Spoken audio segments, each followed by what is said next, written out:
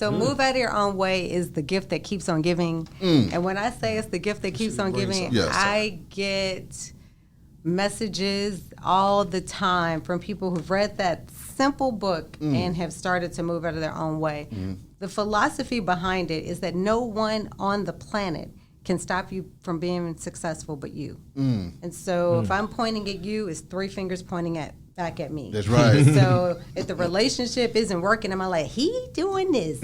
Or if the people at work, if you're like, she's doing that. No, it's your responsibility. And so the 3 fingers that are pointing back at me give me choice. And so if I'm always blaming you, then I can't change. And so it's a choice to change. And that's what move out of your own way is. Every day we make a choice to change the situation, change our mindset, and change our lives. Accountability. How do we get one to be accountable for themselves? Because I think that's one of the biggest issues that we have just in a community altogether when you're trying to say, hey man, you're not pulling your part and you don't want to be held accountable for nothing. Sister, why ain't our relationship working because you don't want to be held accountable for nothing? Right. I'm not coming to you like I'm supposed to because I don't want you to hold me accountable for nothing. Right. Accountability in the community. How do we get people to pay attention to that and own up to it? Right. So it's gentle, right? And so what we know about human behavior is you have to roll with resistance. And so what a lot of people like to do is force stuff down people's throats, but that's not going to help it. It's like, as he was mentioning spinach. Well, first of all, when you were a child, there is a reason why we didn't like spinach, because the green for a child didn't work out for us because we associated green with mold and we didn't know it.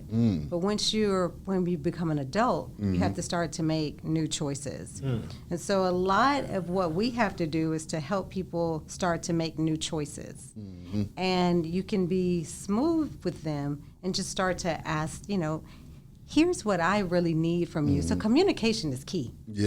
So if we really want accountability, we're going to have to communicate. We want accountability from the police force, right? But we also want accountability from the thieves. Okay, stop breaking in my house. Come on. So man was on the TV the other day. He mad because the police officer shot him while he was still in the car. He said the police got to be better. Yeah, he actually had an attorney on there to represent him for that. I'm my God. It's a both end. Yeah, I saw that shit. It's a both end. And we're sitting up like, let's make the police accountable. Well, should he have been still in the car? Exactly. He's not holding himself accountable. My God. So it's a point where we have to all decide that we want to be accountable. Like nobody wants to be shot by the police, and nobody wants to be shot by the robbers either. Come on. We paying cowboys and Indians in this place. Like, we're not interested in any of Yellowstone. Not with you. Right. Yeah, so I think that it's really about just asking and really being fair. Like we can't act like we want, it's not an either or, it's a both and. Earlier you spoke on rolling with the resistance. How do you go about doing that? Because I'm a fighter to the resistance. So how do I get myself to roll with it so I can enjoy the journey again? So, it's kind of like what you say when they say roll with the punches type, Yeah. All right, gotcha. Yeah, okay. so it's like Papa Dre, my cousin, Papa Dre. Papa Dre, he was telling me this quote because I get frustrated too, and that's why I say my shit stinks. That's why I flush. So what you want to do is you want to wear the world like a loose fitting garment. That's what Papa Dre was saying to me. Like just loose fitting. And so most of us like comfortable stuff. Like everything I wear is comfortable. I don't like tight stuff on me. I don't need. The second I am in a safe space, I'm going to take my bra off, okay? Now, I'm not in the generation that's going to not wear a bra. It's not my generation. When I get in a safe space, I'm home. I'm going to take my bra off because I don't like anything tight.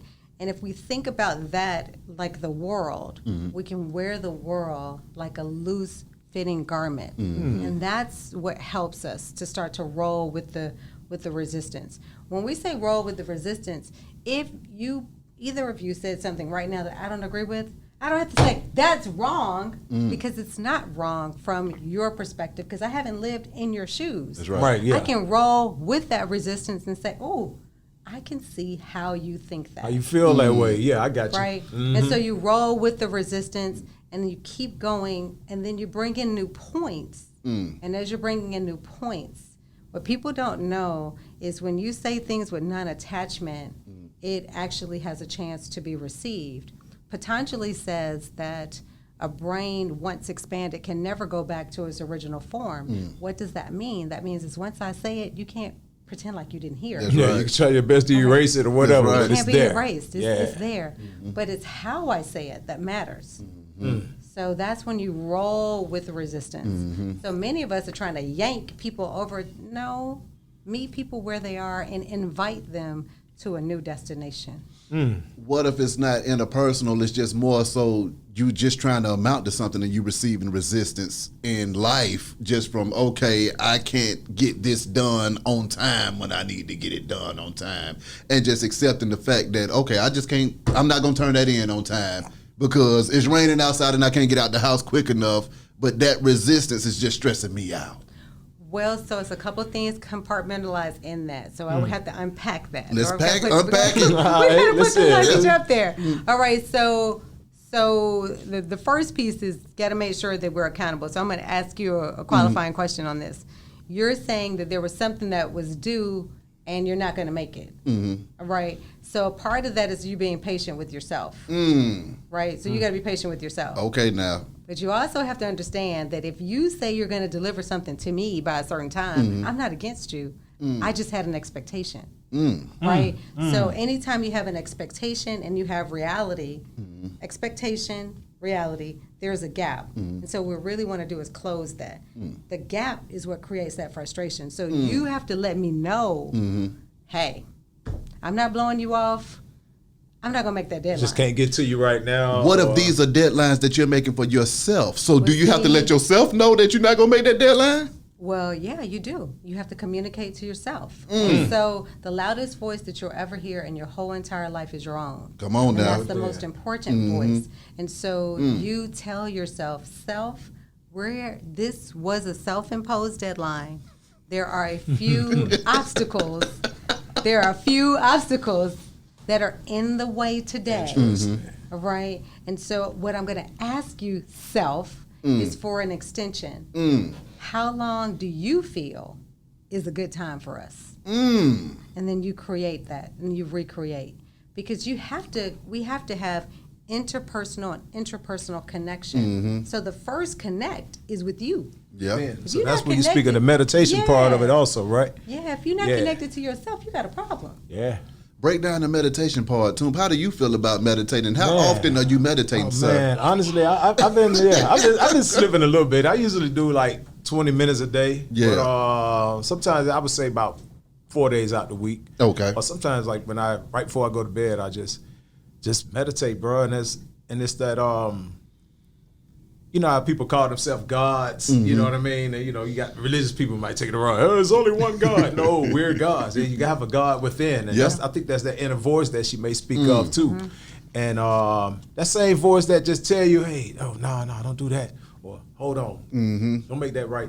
You know, usually go this way, get off exit B this time. Don't That's get off right. at exit A. You know, then you find out, it was an accident right there on A. Damn, something told me to get off Yeah. right there. And you got to go on that first mind. That's that inner Yeah. God.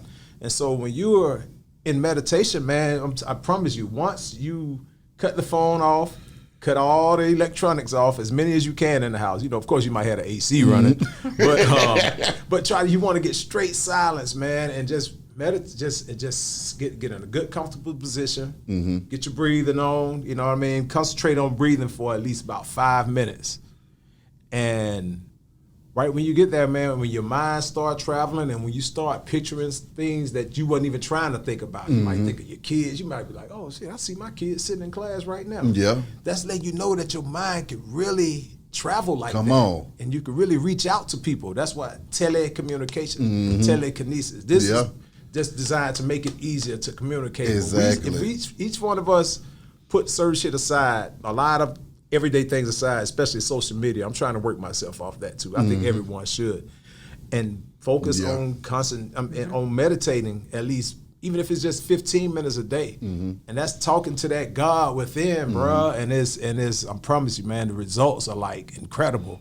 Start having your little manifestations of what you want to happen. Then first you get yourself right, like they say, put your mask on first. Yeah. But then you put your kids in there and everybody else you care about, and say, hey, best for grandmom, just relatives that going through. So you go through your list, kind of like take yourself to church. Yeah, a church within. Yeah, the God within. The same thing. It's just like having your own church.